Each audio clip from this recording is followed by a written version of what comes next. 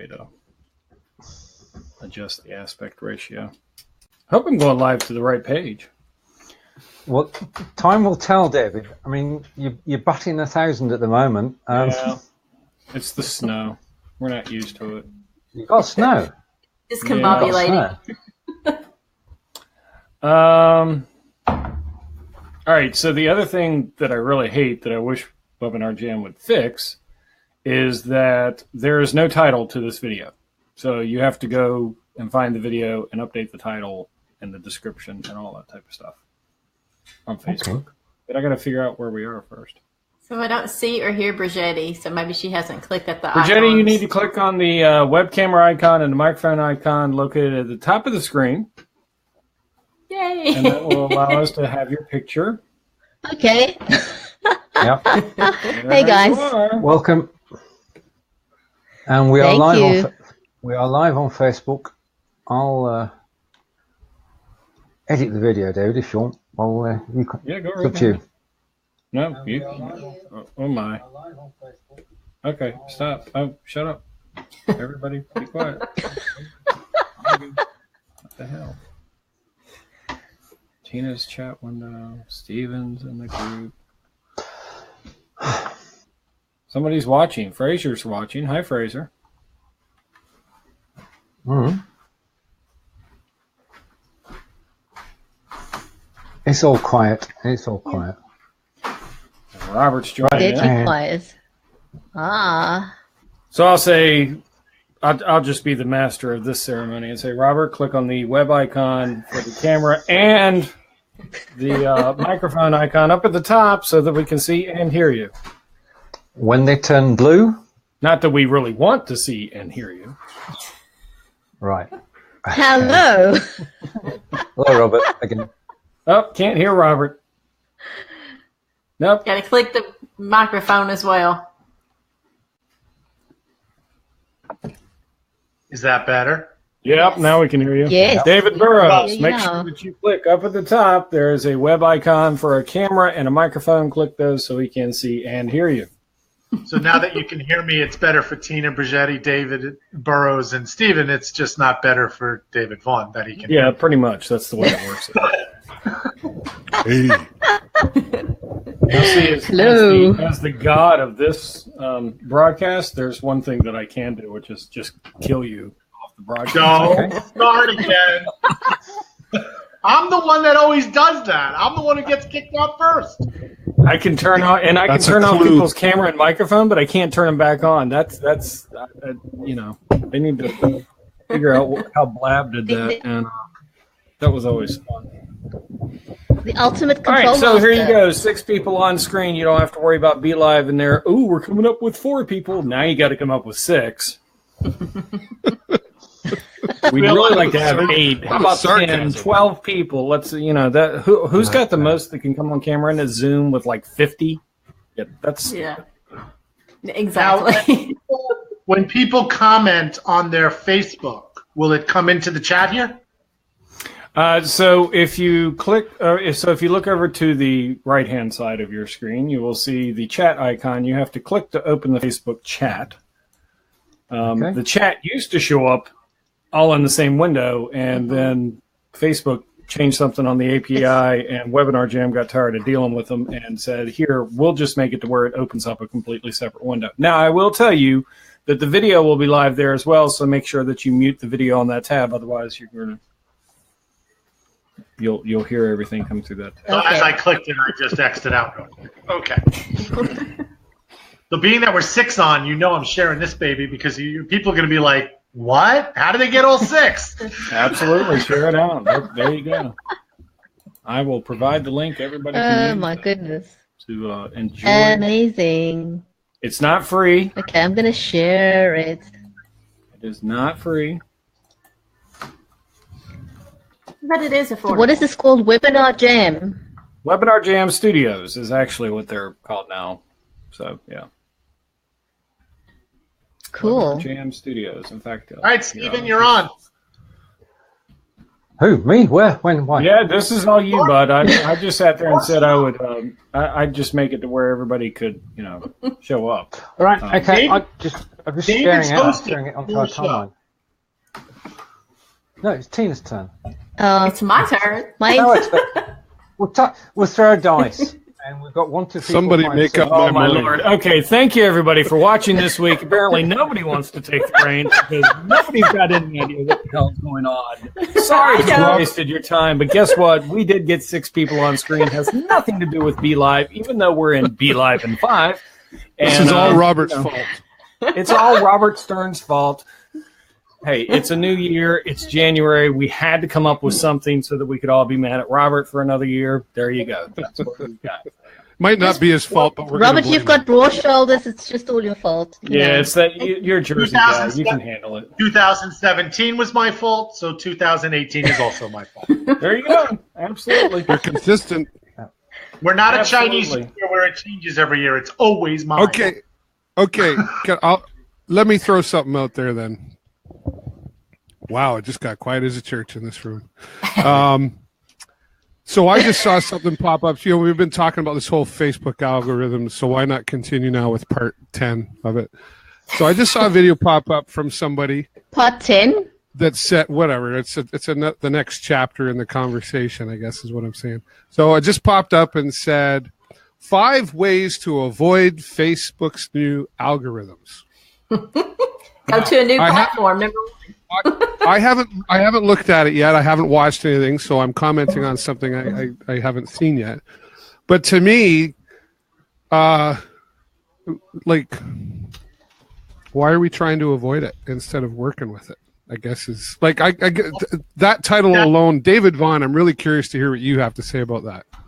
I'm sorry, I wasn't even listening because Facebook and their news is old. I got fired by YouTube. I'm pissed. So that's this week's news.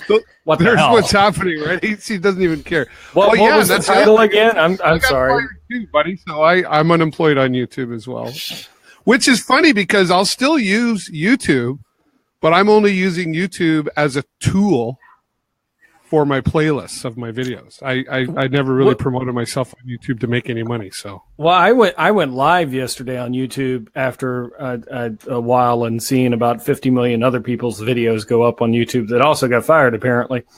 yeah. One of the things I mentioned was the funny thing is, for the last couple of months, I was like, I think I'm gonna turn monetization off. I turned it off on a lot of my videos. Now it's been turned off for me. It's kind of like, well, you were going to do it anyway. Yeah, but it was in my control at that point. Now it's no You longer in can't my fire control. me. I quit. Broadband TV still has not reached out to me about this, by the way, and I'm super ticked off about that. So at this point, I am done with them as it is. I'm just, I'm waiting for that to come around where it's like, well, we can't make money off you anymore, so you don't get free perks like most of the perks have gone away. That's true. I agree with David. It's a great. Sorry, Robert.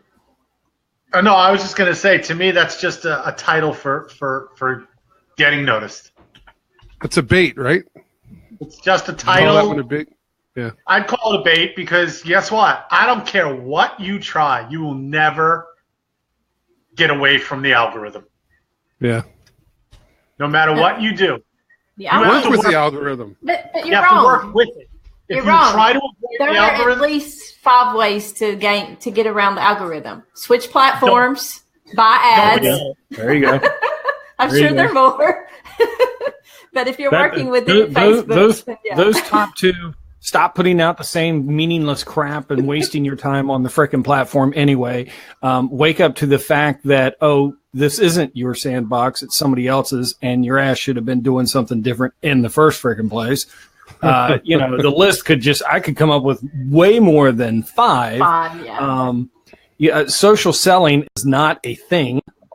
It doesn't work like you thought it was supposed to work. Sorry. Jeez almighty. You know how social selling works? Here's how social selling works. And I talked about this the other day on something different. Anyway, one of my friends, Bridgetti, went away. Somebody's playing around with the whiteboard. Not me. My hands are there. Go on. Who's? Oh my lord! Somebody's drawing a butt, and No, they said wow, not drawing a butt. Get your mind out of the gutter. It was a butt on Facebook.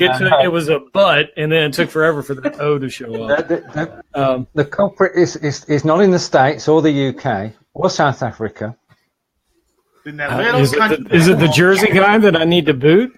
No, Australia. We're going to blame Australia. No, Australia's not. So, I asked the question the other day. I was like, would you like 10% return on your Facebook ads? Mm-hmm. Okay. I think 10% return on anything is a really good point of return, especially when it comes to advertising.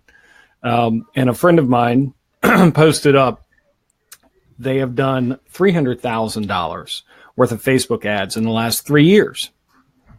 Now, it's not $100,000 a year because they slowly ramped up.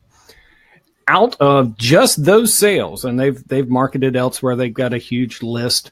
But out of the $300,000 spent, they accrued $3 million in sales. Yeah. Wasn't organic. Wasn't going to their timeline and, hey, share this with my friends, and your friends may not really care what the heck you do. I don't. I mean, it's not that I'm not interested in what the people that I'm friends with, what they do in their life, and that's hard. You own your business and you had bad months or you got fired or something. It's not that.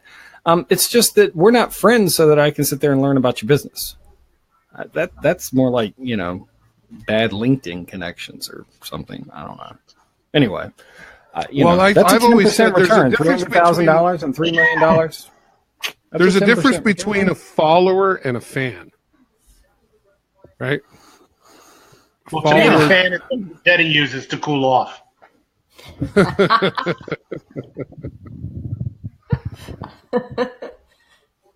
Well, it's getting hot. Well, sending cases of water down to Bridgetti, by the way.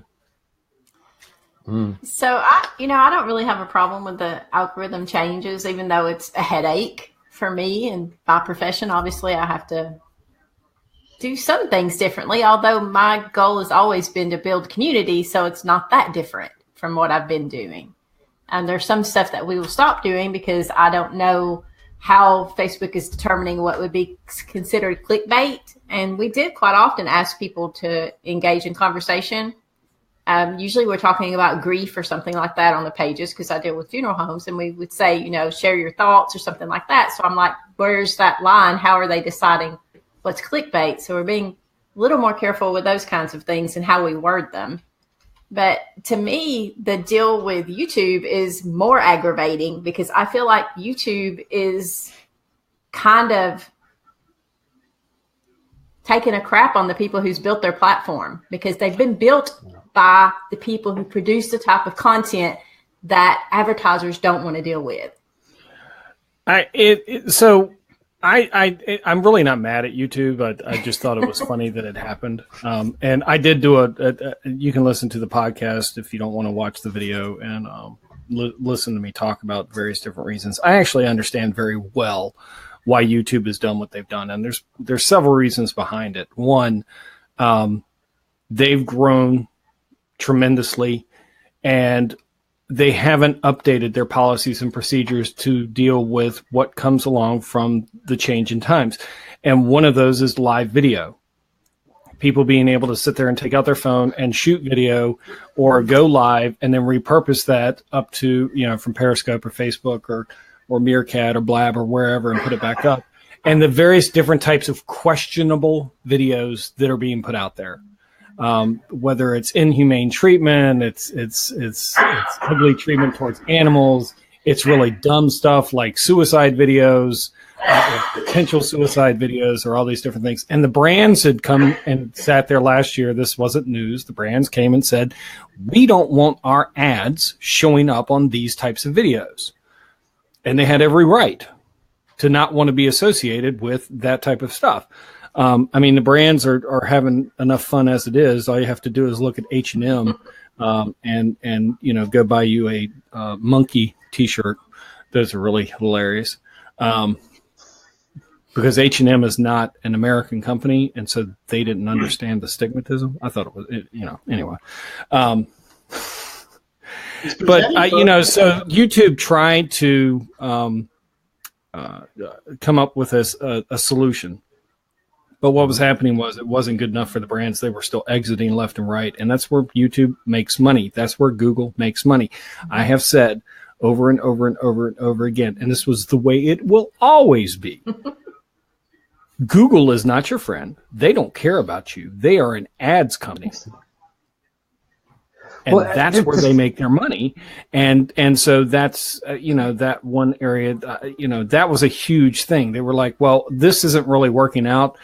And then they looked and they were like, well, we got all these channels coming up and they're monetized and they've got low subscribers. They're not really posting quality content, whatever quality happens to be, or they're posting up stuff that's really questionable.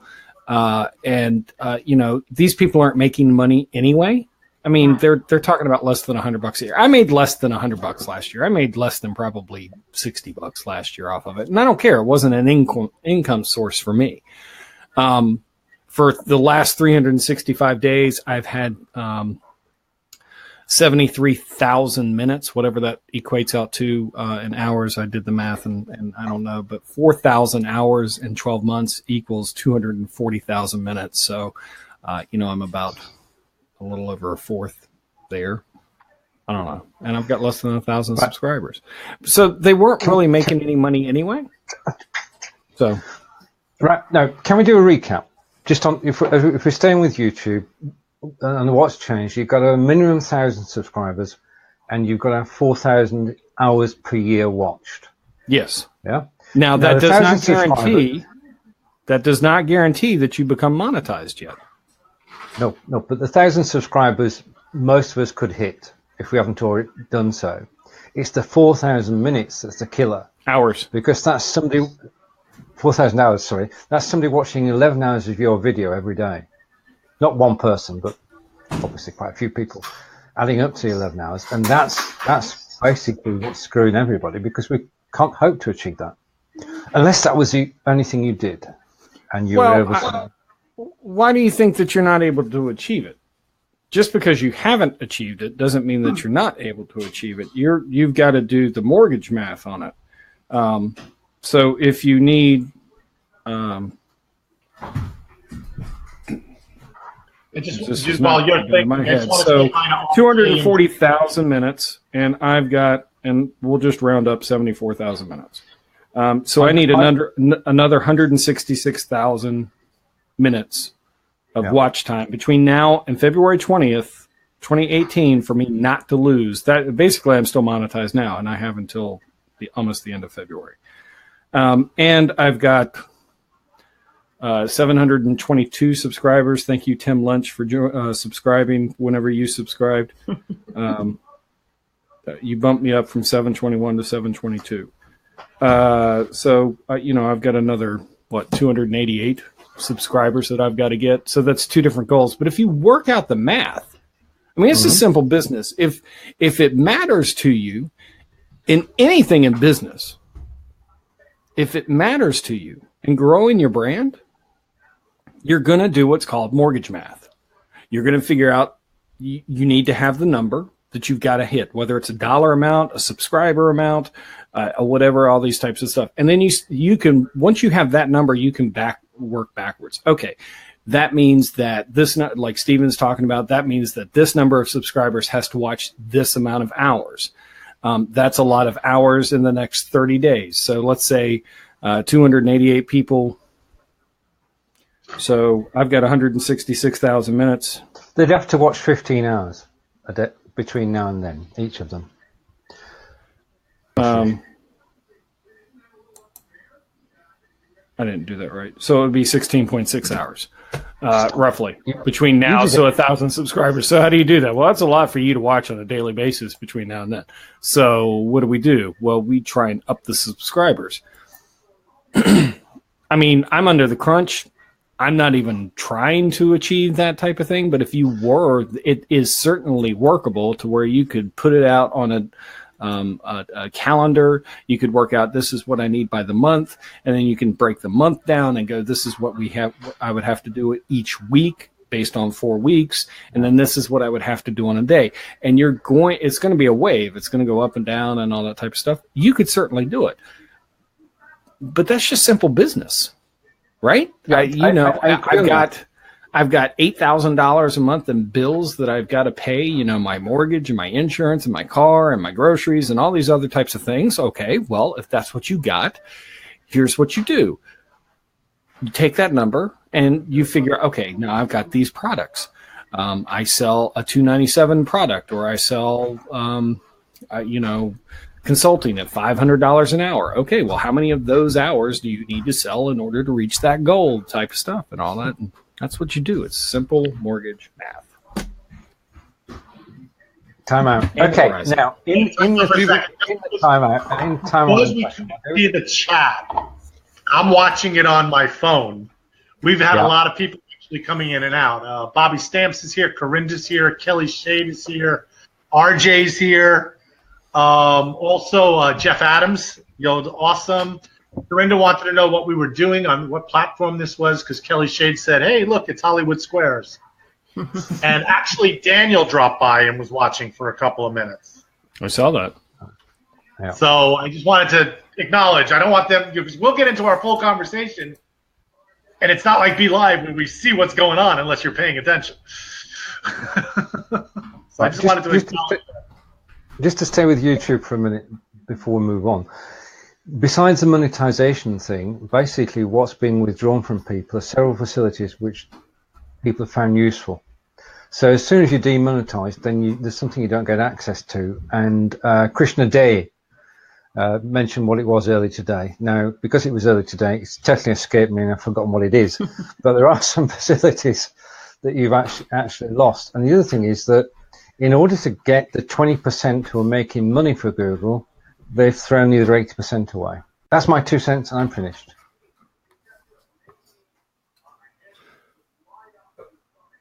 And we just... He was freezing on the internet. I think for YouTube, they started doing stuff a little while back, and everybody was sort of going, "What the heck's going on?" Freaking out. And a lot of us would say, "Well, they're scaring people away." I think that's part of their intention, is to scare some people away. I think they're looking at making it. They want more specific, large content. They're getting rid of the cat videos and stuff. And I mean, if YouTube went away on me, I other than looking for my tutorial videos and stuff, I as a tool for me, I use it to make some good playlists.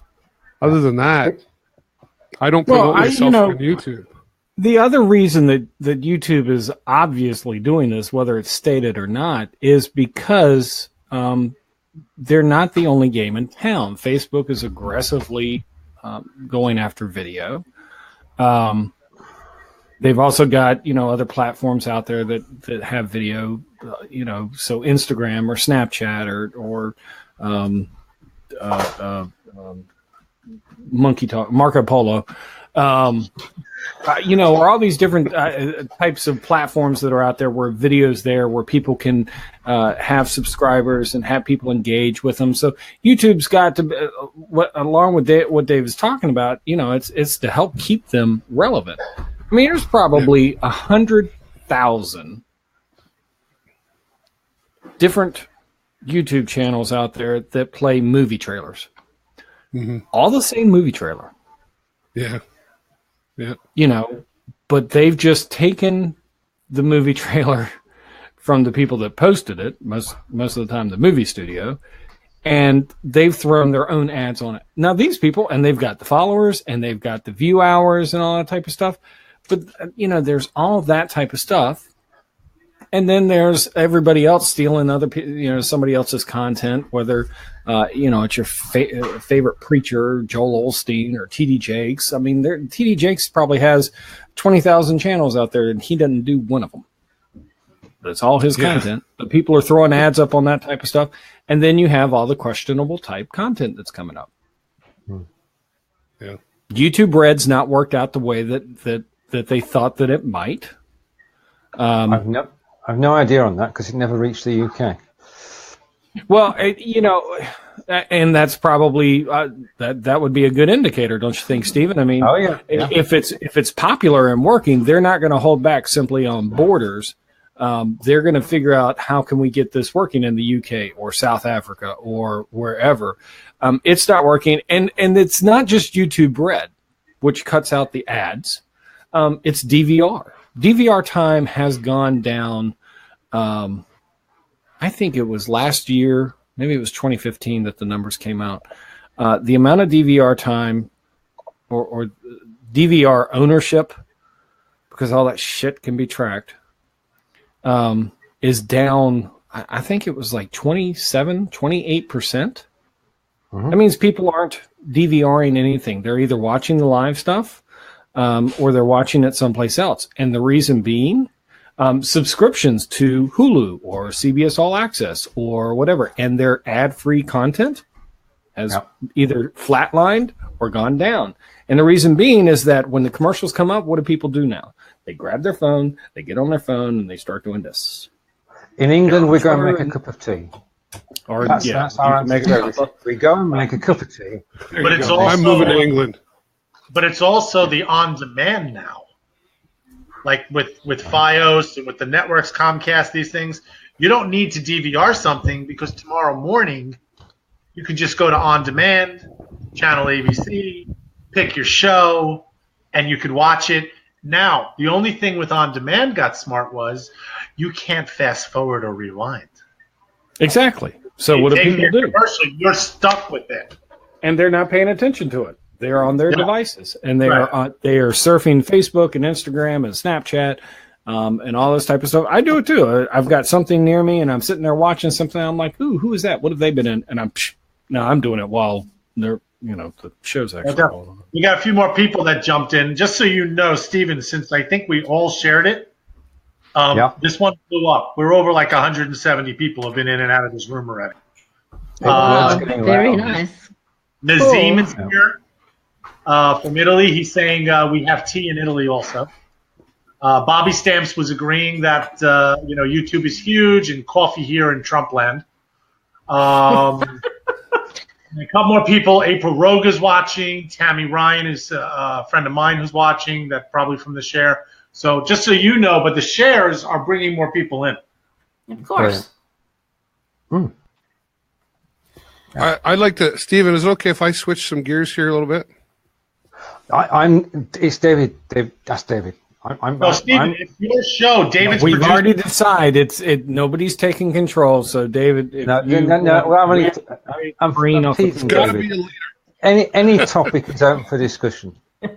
I'd like to switch back over to Facebook for just a little bit, but sort of in a different gear let's with it. talk about your Facebook stuff. Since we're on Facebook, anyway. I'm already noticing some changes on my pages in reach as far as some postings. When I post pictures or if I retweet some things that come from my Twitter connected to my Facebook, they're reaching a few people compared to where they were before. Now, here's a question of debate. So I do, and I'm looking for some advice. I have a pretty good idea, but I'm always open. So my weekly show that I do is a recorded show that I edit, and it's about 10 minutes long. It's never more than 10 minutes long. It's short for a reason. I've been thinking for quite some time to change that show into a live show rather than pre-recording, just because of editing time and I find, because like Stephen and I do our show, for example, and it's a 1 hour live show. And because we get engagement on it, especially now with the changes, we get really good viewership and really great reach. And I'm wondering about switching my show into a live show, but making it a 1 hour show, because I think live 1 hour gets great engagement compared to a 10-minute recorded, unless it's a cute cat video, which my show is not cute at all.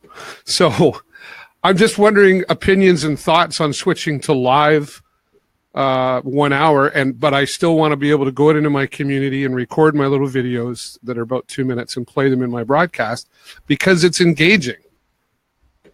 and it can be more of a talk show engagement as well as while I'm still doing the whole, but it's strictly about starting a community. Thoughts and opinions, Robert? You are 100% correct. The longer lives and longer videos are definitely getting more exposure on Facebook. Facebook has said in the past, and I don't think that has changed, if it's good content, getting engagement, conversation, and it's longer, they will keep pushing them out. Again, it's all about the conversation. Steven's got his thing that he did last week, which is blew up in his face, and he's like, still, I have one I did last week, my training one, that was with the tag and on the wall, and I was drawing for an hour about engagement. I'm still, last night, same thing, Steven, I bumped up another 100 views, had 4 more comments, and I'm sitting there going, this is from last week, and it's from people I don't even know. And sorry, that's using Facebook natively. Is that what you're talking about? That's right, yeah. Yeah. Natively. But the only problem I have with that is I can't play my video interviews. Why not? How do I play my video interviews on Facebook native? Oh, I see what you're saying. I go on the community, I record a video. Here we are with Robert, blah, blah, blah, right? And then I want to play that in my live broadcast. You're right on that. Not yet, anyway. You would need some extra software. Technically, David would probably correct me in a moment, but if you had uploaded the recorded to YouTube and then ran it through Minicam onto Facebook Live, it would work. Yeah, well, I have the software. Like I have my Switcher Studio, which I could run off my iPad, or Go Lightstream, which you get. There's ways to do it, but the longer videos are tending to get a better view count. Now you have to understand. David's going to agree with me, because we don't agree much, but I know he agrees with this. Just because you have a high number view count doesn't mean you're really getting true views, because a view count of 1 is just 3 seconds. Yep. So it's a number you like looking at it, but it really doesn't have that much oomph to it.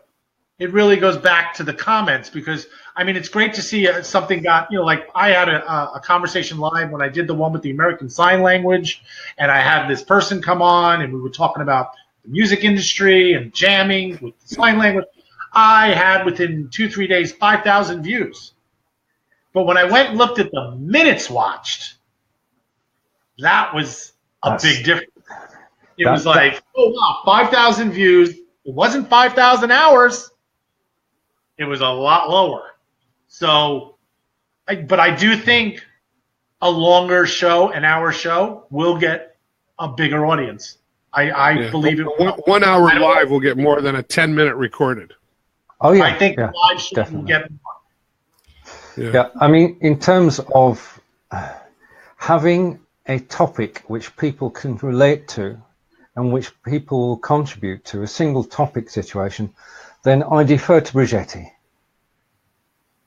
Can we see? Bridgetti? I think she might be frozen. She's been frozen. She's unless her eyes are stuck. No, she's frozen. Okay. Well, I just want. I will say that. Yeah, I want to hear from you, Tina. Well, I think that Facebook Live will probably always trump recorded video. Yeah. I think the reason that longer live does better is because of the engagement that you get and the interaction that you get from your audience. You're not going to get that on a recorded video. And so I think you want to stick to shorter form when you're doing a recorded video. Yeah. Although I do see a lot of people using, recorded webinars and things, and they seem to be doing okay. So maybe it really is just about the value of the content. The one fear that I have about switching, and maybe it shouldn't be a fear, maybe it's just an artistic thing in my head, is the look of it. You guys hear me now? Yes, we can hear you, but I just see your picture. Yeah. Okay, so from my side, I can tell you, I do believe that it is about the content and the engagement. It's in this, since they've made the algorithm change, things have actually been great for me. I've not seen any decline. If anything, I have just seen things climb phenomenally. And I have to ascribe that simply due to the level of engagement, because I get a lot of engagement on the broadcast because of because the topic is topical. The engagement still carries on for a few days after the broadcast. Mm-hmm. And I have on occasion, I have scheduled simply because people ask me to schedule so that they don't miss it. But even when I went live just on the fly, the ratings were still crazy. The viewership, because of the commenting, without a stitch of advertising or anything. So definitely is the engagement that Facebook seems to like. So that's great, and thanks everybody for sharing that. The one thing I guess I'm afraid of is, and maybe I shouldn't be afraid of it, because I was going to say it's maybe an artistic thing. When you watch my weekly recorded show, it's there really is no call to action. I'm promoting the community, whatever that might be in that week's show, 2 segments, and there's the lower third graphics, and I got the, their thing up there, and I'm sure like it's a television look setting, right? I guess is what you would call it. And while I can do some of that using different softwares, they're not as flexible, and I'm running it myself. So, but then I'm wondering, like, is that really an issue, or do people just want to have the talk show, and in a 1-hour show, I can be doing I can do 3 or 4 interviews instead of just 2 little, 2-minute ones. I see David Vaughan shaking his head. I'm curious. I was like, oh my God, he's going like this. Right. Over to David. Don't do it. Don't switch to live? No. Why not? Because you don't really want to. You've already invested a lot into producing what you have that is not done live. And so I wouldn't do it. What I could suggest as a follow through to it would be if you want to do a live, like raw of what you're doing, you could do that. But I wouldn't do it. There are too many, and sorry for everyone that does this, there are too many wannabe TV stations out there right now, and it's taken away from what really needs to happen, which is you providing something valuable. Yeah. We don't have time in our busy lives to stop and watch the live. And so Steven and a whole bunch of other people can always say, I have always said that everything you do is for the replay, the recorded.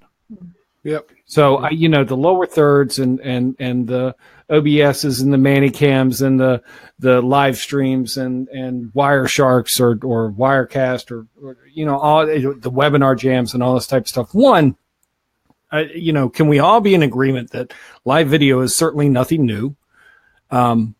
We've been doing it for years and years and years. They were just called webinars. That's what they were. I'm 10 years in, so I hear you. And now we're trying to come up with a different. It's the whole lipstick on the pig thing. It's still a pig, and what are you doing? What are your goals for what you're doing? David's admitting he doesn't have any calls to action. Okay, well, so what would be, I'm just presenting and promoting what's going on in my community. That's okay. So, and there's nothing wrong with that. Those things are great. But if you've already got a certain, because I know some, so I can say that the after show podcast is no longer live. And it's no longer live because it became more work and a headache on the live function of it than to do it as a recorded option. Now, it is possible we could do something raw behind the scenes, but that's what it would be. It would be raw. It would be behind the scenes. And the reason being is because we wanted more emphasis put on the value of the content that we were trying to provide than we did on the engagement and the follows and the comments and all this distracting type stuff that takes away from it. It's just not, don't do it. That's my simple thing. The other option that I was thinking of too, and Steven, I know you've got something there, just one moment, is continuing to do my weekly recorded show, but then add something live. Because right now, like it's Monday with Steven, Tuesday night I do a live that's not really local, it's from anywhere in the world.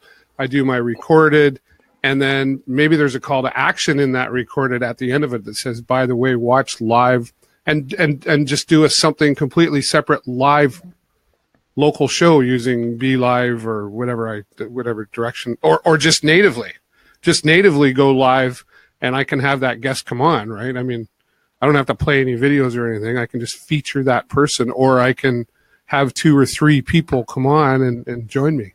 Like, I don't know. And I'm not just thinking of this just because of the changes. I've been on my mind for a while. It just seems like the timing of it might be right. I think, my suggestion would just be, if you've got, and I'm looking at the comments and I see a lot of people mentioning, the Never Settle show is one of the things. One, and a lot of people can say, I hate the term show when it comes to live video, because that's got a certain connotation behind it. It's got TV broadcast written all over it. Whether you mean it or not, I don't give a damn. Yeah. You're right. It's got TV broadcast right there written all over it. People may expect it, but you are consumed with trying to put it out. And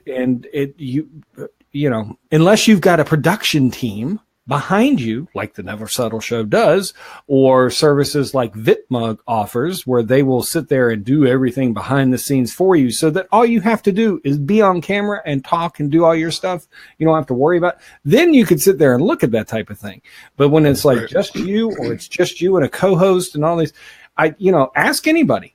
Steven, you do it through Be Live, and you've got the agenda and pop up this and all this type of stuff.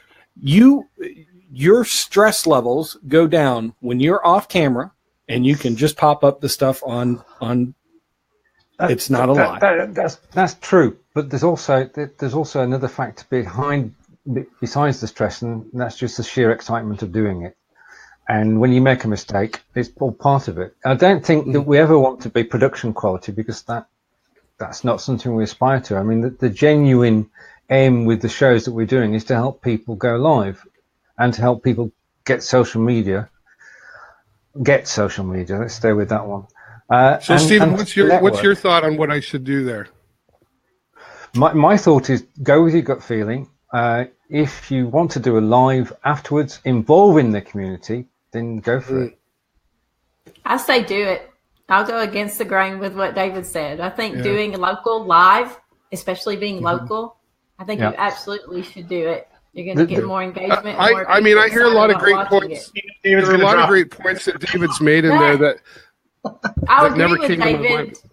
I agree with David about don't make it a production. Just go on and talk. You don't need all of that. I think what's happening is when people see the more production quality stuff, they don't think it's really live. They think they're being fooled. Yeah. And sometimes it's not live. Mm-hmm. That's why they think that. Falling into that really stupid category of repurposing. No, that's something that Tina and I believe in. And just a private I do too, now. Stephen, but you have to admit, if you are professing something or putting out that, it's kind of like, and everybody knows this, there are things that have been around for quite a long time called evergreen webinars. Mm-hmm. Yes. And that is where the webinar and all the interaction and the, hey, thanks for everybody from New York and California, I see you there, and who's got this question and all this type of stuff. It's all pre-recorded. I mean, there's software out there where even the comments that come in are pre-recorded. And it's a lot of times it's really easy to pick up on that type of stuff. Now, it's not saying that they're not valuable. I've been in some, and I've gotten a lot of value out of it, and I understood what it was. What irritates me is when people try to push it off as not being a pre-recorded type thing, and it obviously is, and that's bad repurposing right there. When you've done a previous live broadcast and then you put it on, and you're getting engagement and everything, and people are under the assumption that it's live right now. And then it's like, well, thanks for joining, Tina, and thanks for joining Steven and all this type of stuff. And Steven, that's a great question. And there is nowhere and people are refreshing the frick out of their browsers because it's like, well, I don't see that question. There must be something wrong with my content and all this type of stuff. That type of stuff happens. That's bad repurposing right there. Yeah, I agree. That's bad repurposing. Good repurposing is something that's making a comeback, not next week, but the week after, when Tina and I are joined by Annie Mura, and that's our advert done. Thank you, David. But I think if you want to take, if you could take a couple of moments, David, and just explain where you are broadcasting from today, so that people can check it out. Yeah, I'm not broadcasting. This is your show. I want to bring up also because the comments are blowing up. The comments are blowing up, and I feel bad because all of us who on live shows, usually we're engaging with people as they're talking. Unfortunately, we don't have that ability. So, I mean, the comments have been, Jeff Adams brought up a couple of really interesting points. I wanted to bring those up first, but I'm going to say a couple of the others. The first thing I do is, what are you doing your show for? What's your end game? Yeah. That's the first thing that, he had brought up. And then afterwards, he made another comment. Jeff, if you're listening, I want to, love to get him on here if we could. He even said, how is doing a live show any different than doing a recorded show? Because he personally thrives off live, where it pulls in most of the creative out of him. Some that's where I'm at too.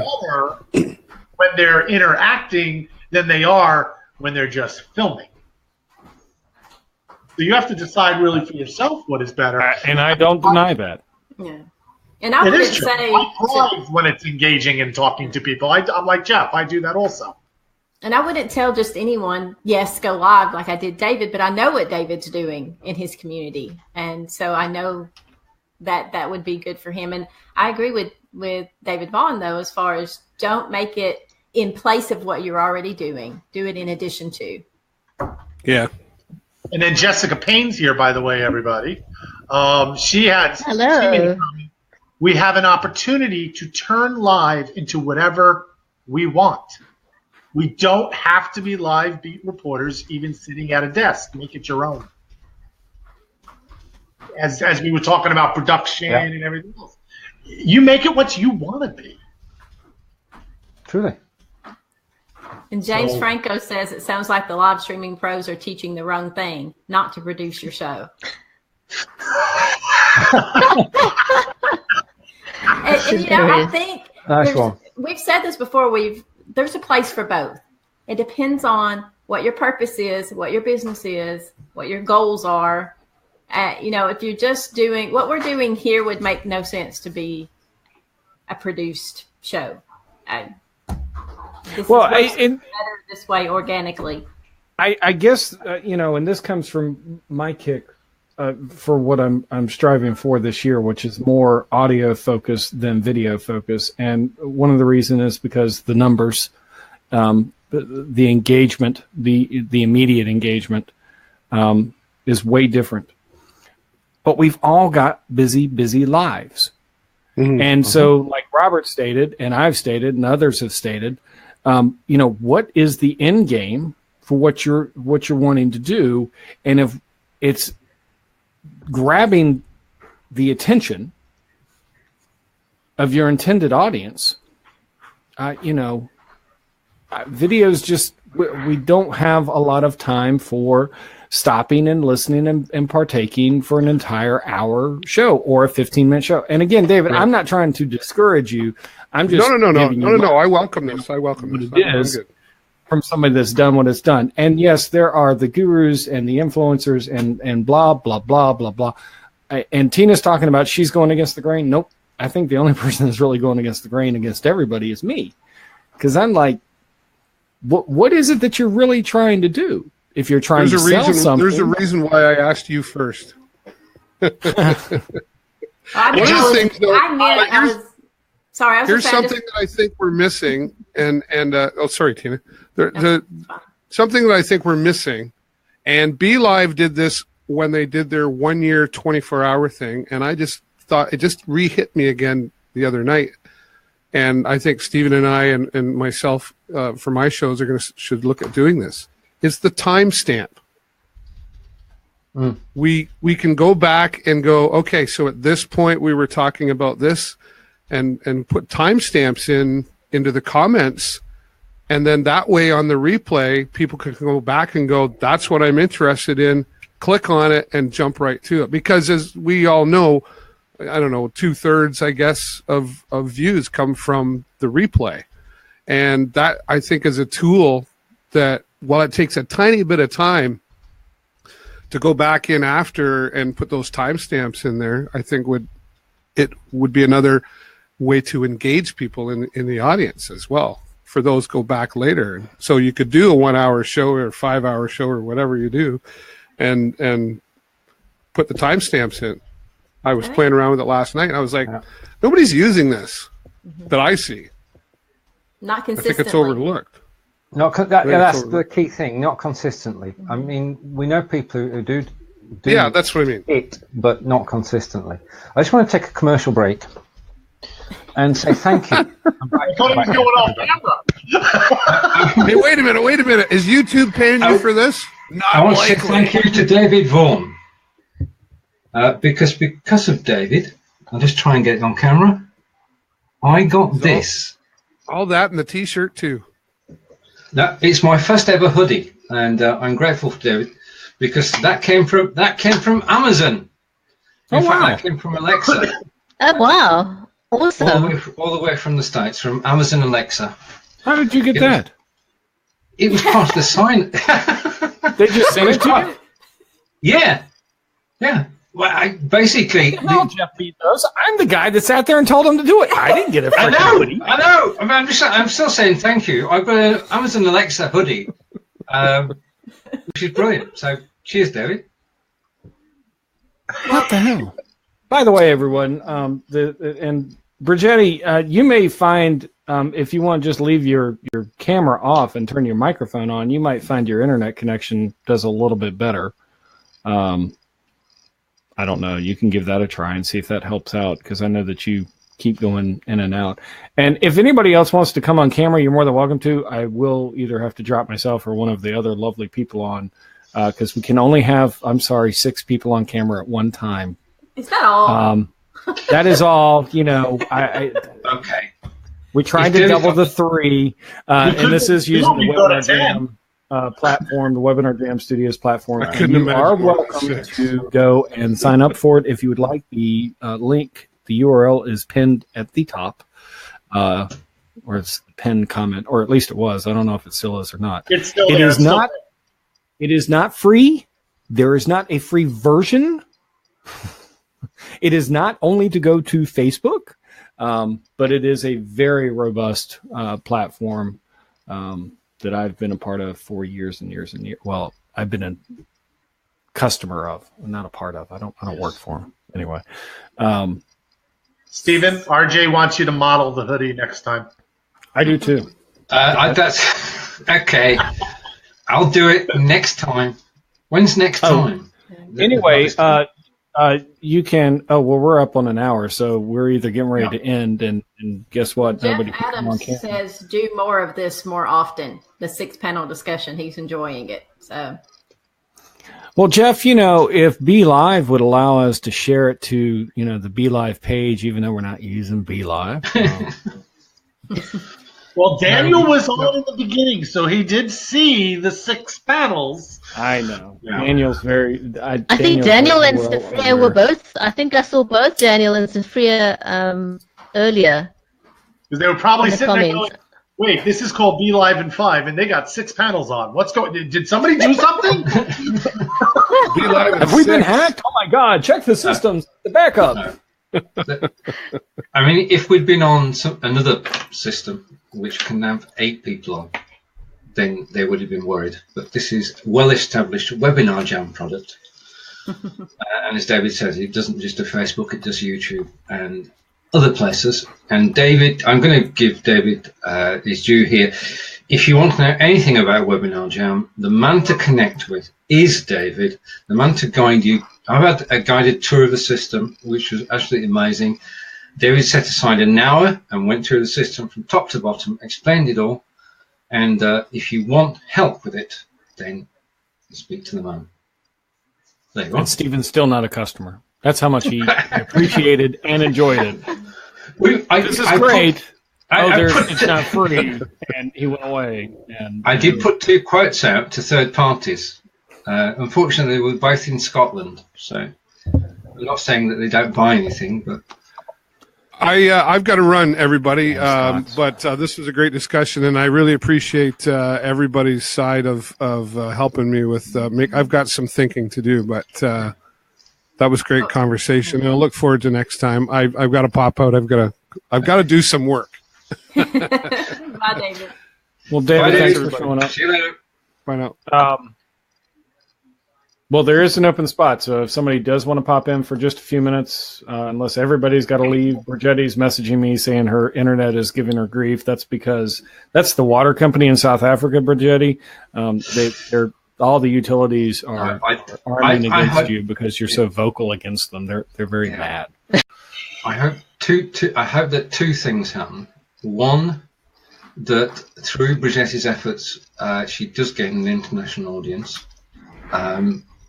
outside South Africa, and that the 0 day is April 20th, which is when half of Cape Town literally runs out of water. And action has to be taken between now and April 20th, or it will be the fact that you won't not only have water to drink, you won't have water to do anything.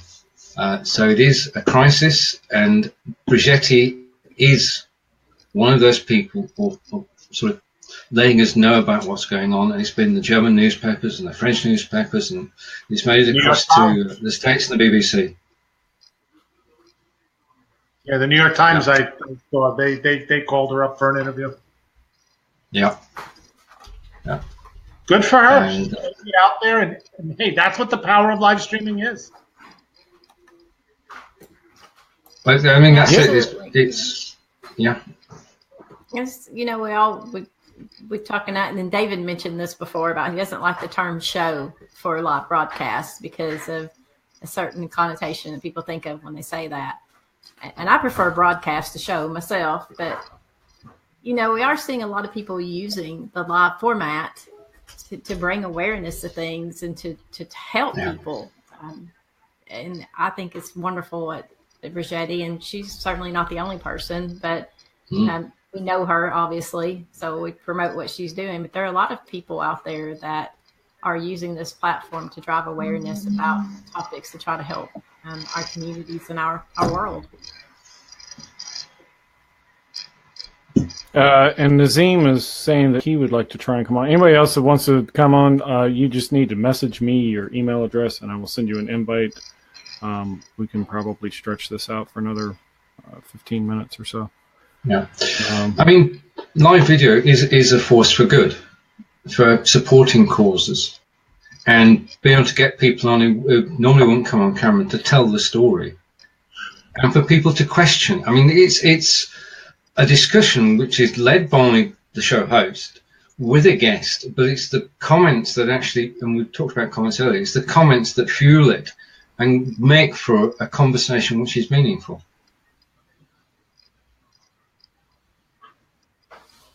And as soon as David and Bridgetti left, our viewership just plummeted. So now we know who people are really coming to. No, there was a lot of people on for a decent amount of time. I also think, hey, Carlos, thanks for joining. I think a lot of people saw that David was leaving, and then Bridgetti, they might have thought the show was coming to an end because it's been at the top of the hour. So yeah, it is. Yeah, and people are used to it just being an hour. Well, and it would be, except Nazim in Italy is holding us up, and it better be because he's bringing belonging. Well, it's in a different time zone to me. Oh, here he comes. He's in the room. We got a box. Nazim, up at the top, there is a icon for your webcam. Click that, make it blue, and your microphone. Click that, make that blue. Hey. Buongiorno. Buongiorno, everybody. What's up, Mafia guy? Don't call me Mafia guy, please. It's not appropriate. I might get in trouble. It has connotations, David. Hey, I got the Caldwells right next to me with the Sopranos, so cool it. There you go. Now, there was a show, The Sopranos. The best TV ever.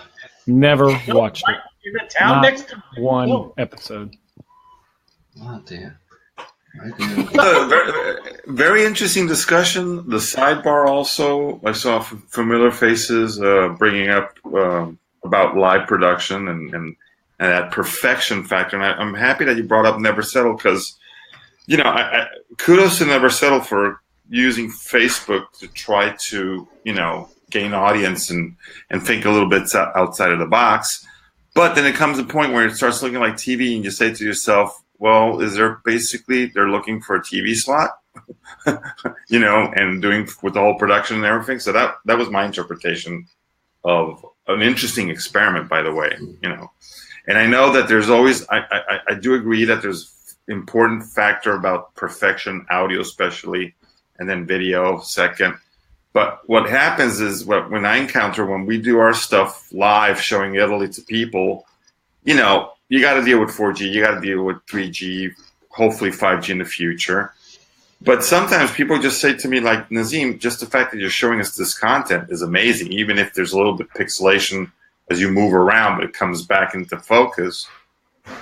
So I totally agree with, also on the comment side of, like, just go with it, Don't be so bogged down on the perfection aspects of it.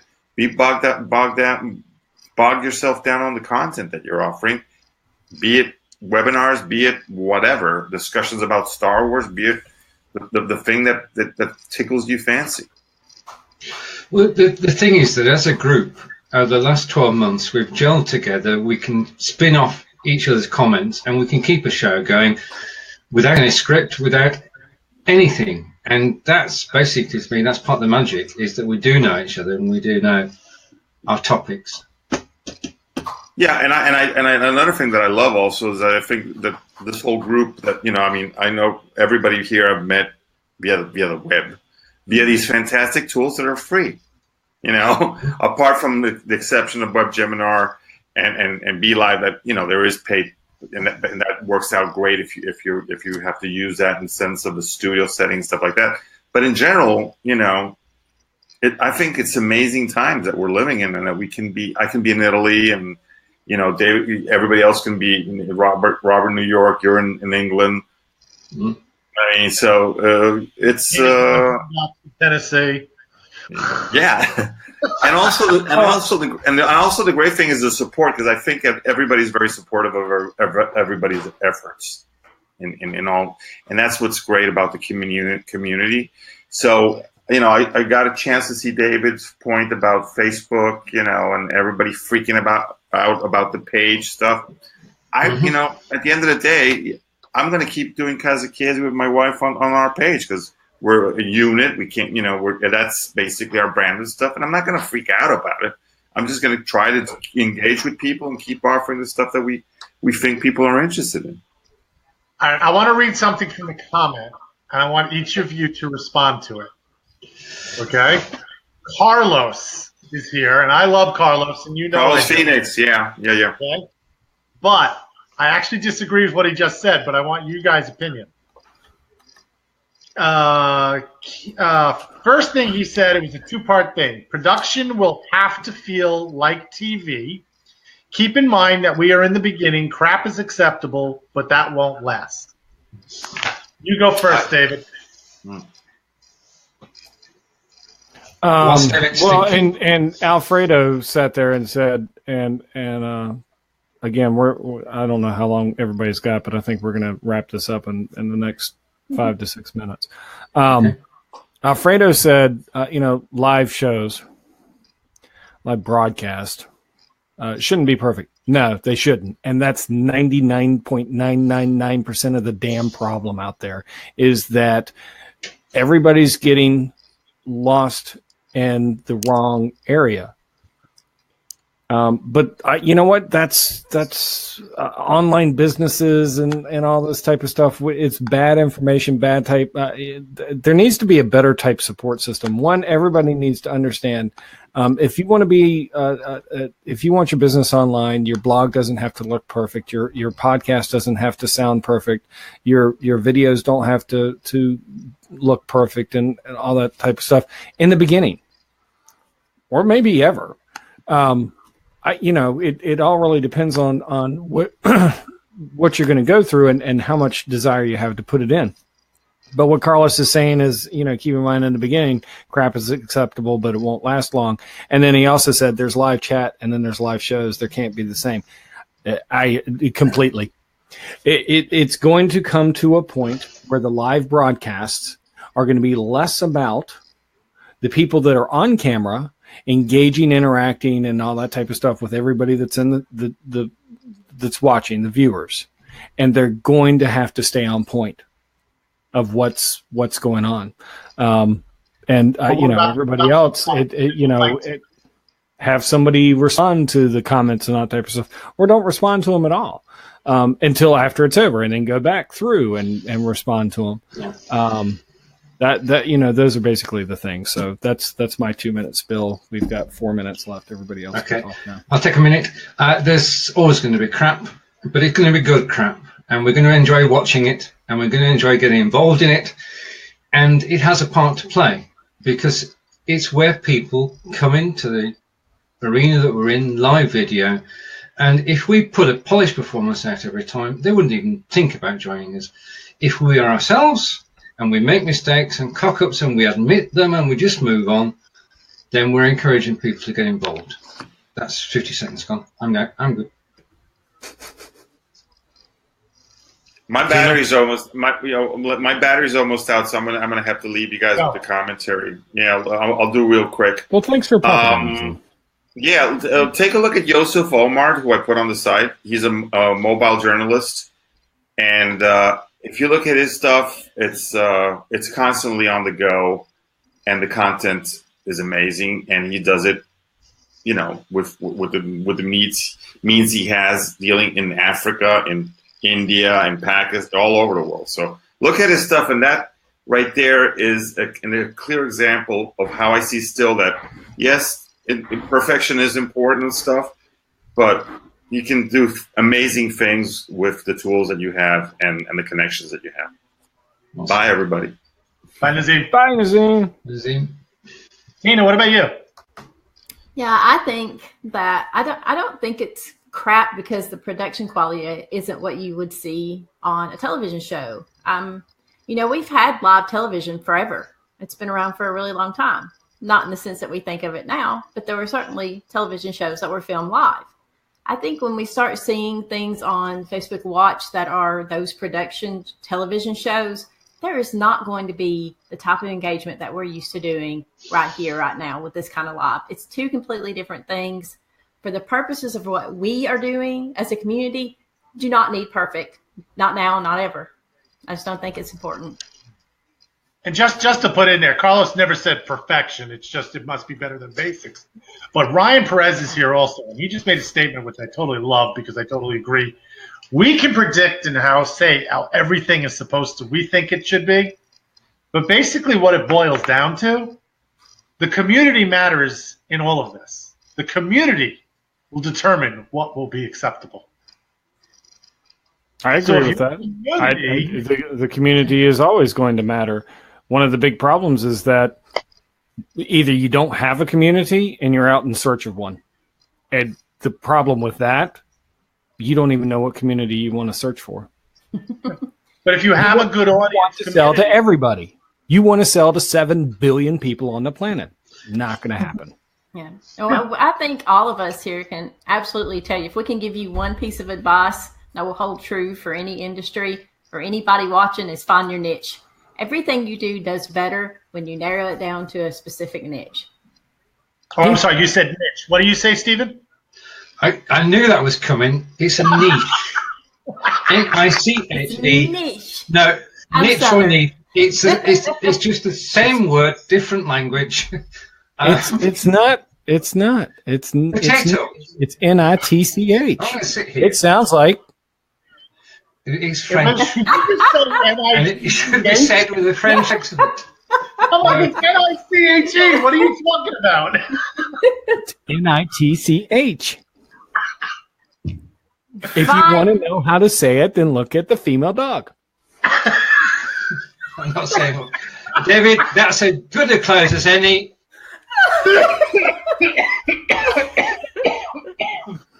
See, this is live. I'm choking. That's right. Oh my god!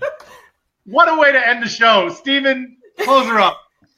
Oh, Yeah, Stephen, close her up. I will, with Tina's help in a moment. David, I'd like to say thank you for hosting us today. And to everybody who's joined in, to everybody who's watched, awesome. You are awesome. We'll get to all the comments later. We will be back same time next week. So that's 12 p.m. Eastern next Thursday. And over to each of you. Finally, with so David, where can people find you? Then to Robert, and then to Tina. Well, my niche that you can find me in, you can just go look for I Am David Vaughan anywhere on all the platforms, or you can go listen to the podcast on iTunes, Google Play, or whatever. And this episode will also be up on the podcast as well. Thanks again, Amazon, for nothing. I'm still looking for my damn hoodie. On that note, best way to get me is obviously on Facebook, facebook.com, the social leader, or even I put in the comment, I was chatting with people since we couldn't see it through here that well. You can always follow me on Robert C. Stern. I do a lot of stuff on there too. It's a great way to keep up with me. Listen, this is what it's all about, just having conversations and talking about things and talking things out and hearing different opinions. There is no right or wrong. It's just what makes you feel comfortable. Down to Tina. Up. I'm up. You're down. Well, on my screen, you're down. So this is weird. We're in different places for different people. Yep. You can find me on Be Live in 5. I'll be back with Steven on Tuesday. Any Tuesday, a particular Tuesday, next Every Tuesday? Tuesday. Every Tuesday. Come on, Tennessee. It's not her niche. Every Tuesday Mitch. at 12 p.m. Eastern Time. The joys of life. Stephen, are we using this same platform next Thursday, or do you want to go back to boring old 3 people on screen? Oh. Well, Okay. If you maybe want, next week it'll be no, Or maybe this or is- maybe a little less boring 4 people on screen. Are you making the commitment to be here every Thursday or just next Thursday? Oh, smack. David? Okay, let's do this. On a Thursdays when you're here, David, and my vote is yes, WebinarJam. But you know I'm what? here every time. Daniel and Saphir were here. 4 boxes may be coming out real soon after they saw this. I would love to do this every Thursday that you're available, David. Oh. I mean, it's always great to have more than one person make fun of my accent. So. And on that note, we will end on this. So the last thing that went up, where I included Tina as a part of the podcast, and she goes up. Her first initial comment, and really only comment if I hadn't re-engaged her, was, "I sound so Southern." I do sound so Southern. It's not new. It's new to me every time I hear it. Otherwise, Be Live in 5 will be live in 5 days, 5 hours. Who knows? Steven's got about 28 shows that he's still producing off the Steven Healey. My name's David Vaughan. That's Tina Shang. That's Steven Healey. That's Robert Stern. And we'll see you again on the next one. Bye, all. Bye from Celebrity Squares.